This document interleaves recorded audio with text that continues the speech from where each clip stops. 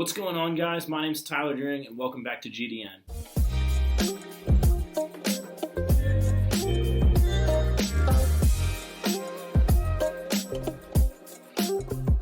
In episode 2, I wanted to take a look at 5 hot takes that I think we're going to see in the upcoming Supercross season. So I wanted to do hot takes over just a normal championship preview because I think it's a little bit more exciting, to be totally honest. Let me know down in the comments if you think that these are accurate, if you think we're going to see something totally different. Once again, these are opinions, so we're going to react on them later at the end of the season and see how I was totally wrong, and that's all part of the fun.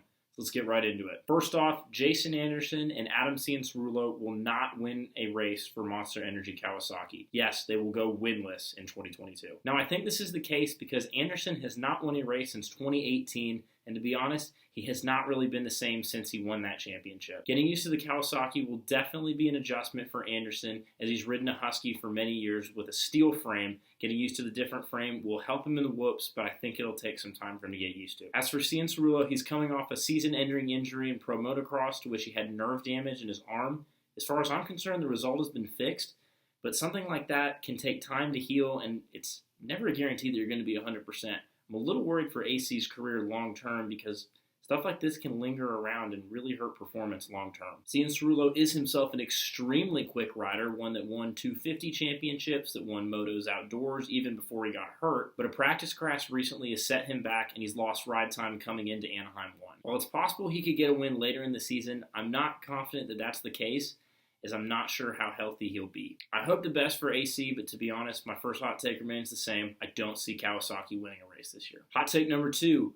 Honda HRC will win both 250 coasts this year. Jet Lawrence, I think, has a great chance to win the West. He was right up there with Colt Nichols last year, although he had a couple little mistakes that cost him from running at the championship. Remember, the 250 class is only a 9-race season, very short, and it means that there's really no room for error. That said, Jet has taken huge steps, especially in his social media following in the past couple of months. I think that the fan support behind him is going to be immense. I can't wait to see what he does at races, promoting himself and promoting his brand. And I think that he is going to be a fan favorite that dominates the West Coast. I think he'll beat Colt Nichols on the Honda. As far as the East goes, now none of this has been confirmed, but I believe that Hunter Lawrence will run the opposite coast that Jet does, and it's been all but confirmed that Jet will run the West. Hunter Lawrence has really come into his own in the past couple of months, outdoors going 1-1 at the Southwick National and posting several good results in the 250 class. Coming up through the ranks, Hunter was actually a higher rated prospect than Jet was, taking most of the attention in the Australian motocross scene as a kid. However, as time has gone on, Jet has begun to outshine Hunter, and up until recently, that was thought to be the case for the long term. Hunter broke through Arlington 2 last year, capturing his first 250 Supercross win, and from there set him on a track where he gained momentum throughout the year and finished the season very well. At this summer's MotoGP event, Hunter Lawrence was also informed that he had been signed to Red Bull to partner Jet in the 250 class, both sponsored by the energy drink company. While it may not sound like much, this is a huge boost in confidence for Hunter, as lately he's been overshadowed by Jet, especially with all his accolades winning races over in the West Coast. I think that Hunter is going to take this momentum and vault him to a 250 championship on the East Coast,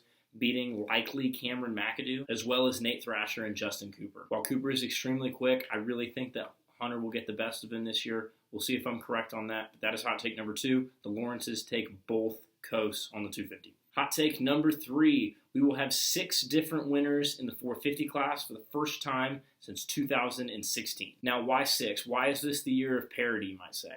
Well, we say this every year. It's going to be the year of parity. We're going to get new winners, and it never materializes. Here's why it's going to be different. This year, more than last year, I think COVID is going to play a bigger factor. In 2021, the pandemic still ravaged Supercross, but COVID was not as contagious, even though it was more prevalent. The current COVID strain that's going around the United States is more transmissible than the older COVID variant. It's likely that more riders will come down with this in the paddock. Because of this, I think COVID is going to play a bigger factor than we realized, knocking out the top guys for several rounds at a time. So the guys that I think are a lock to win are obviously the big 3, Eli Tomac, Ken Roczen, Cooper Webb. Those guys in the past 4 years have won 84% of the races. 84%! So they're pretty much a lock for at least one win. Even though Tomac is on a new bike, I think he's still a lock for at least one. Outside of that, the 3 guys that I think are going to be surprise winners, number 1, Chase Sexton. Sexton won the overall Washougal and Lucas Oil Pro Motocross this summer, and although he was very inconsistent in the series, he showed flashes of speed. While I don't think he'll be a serious championship contender, we're looking for race wins here. Sexton does not have one, but I think with this speed, he can get one. Remember, Sexton was the one that was in the lead at Houston 2, crashed out of the sand, and was also in the lead at Atlanta 1 when he got passed on the last lap by Eli Tomac. The second rider that I think will break through and join Sexton as one of our new winners, well, kind of new, I think it'll be Marvin Musquin. While certainly not new at age 31, Musquin has several wins to his credit, although he kind of struggled last year until the very end where he won at Salt Lake City. I really think that he's going to be fast this year. At age 31, he's not one of the young guns anymore. And last year, he was coming off an ACL reconstruction, to where he was clearly a little hesitant about it. Stuff like that takes time, but once you cross that barrier and you're good to go, the mental switch flips and you can win races again. I really think that Marv will come back and grab at least one win in the Supercross series. I don't think he's going to be a championship contender either, but I think he will contribute to that race win tally. He's too fast not to. Finally, I think Dylan Ferrandis gets his first win, and this is going to go along with hot take number 4. I think he gets it at Daytona. Ferrandis is extremely fast outdoors as he won the 2021 Outdoor Championship. I think Daytona is the perfect place to do it.